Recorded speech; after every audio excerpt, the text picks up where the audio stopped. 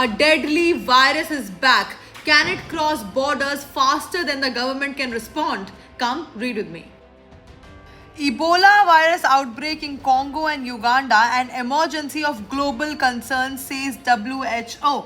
Now, the news says that an Ebola outbreak in Democratic Republic of Congo, DRC, and Uganda has become serious enough for the World Health Organization, WHO, to declare it a global public health emergency concern. Now, why is it important? Because Ebola is one of the deadliest viruses in the world. It spreads through contact with infected body fluids like blood, sweat, saliva, vomit, etc.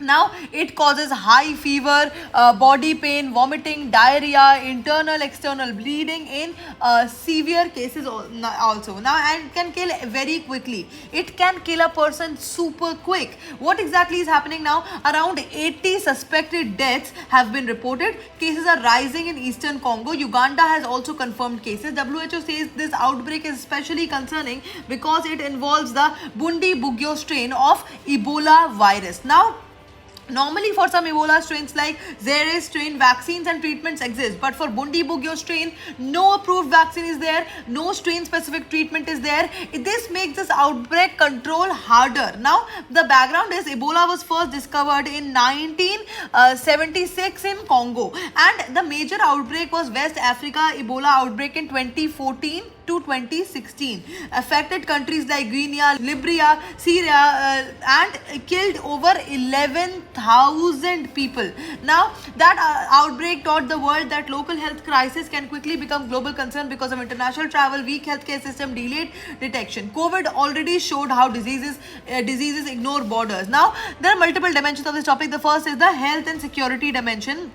Infectious diseases are now global security threats. Weak healthcare systems in conflict regions worsen the spread. Second is the internal cooperation dimension. WHO's declaration means faster funding, medical teams, surveillance, border coordination, shows importance of global institutions. Third is governance and conflict dimension. Eastern Congo has armed conflict, displacement of people, weak administration. This makes vaccine tracing and treatment difficult.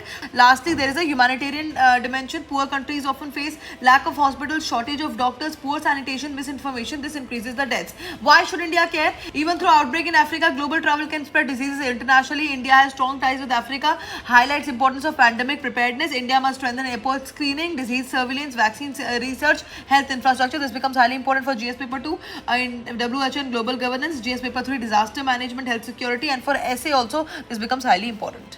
And that is it for today. Thank you for watching.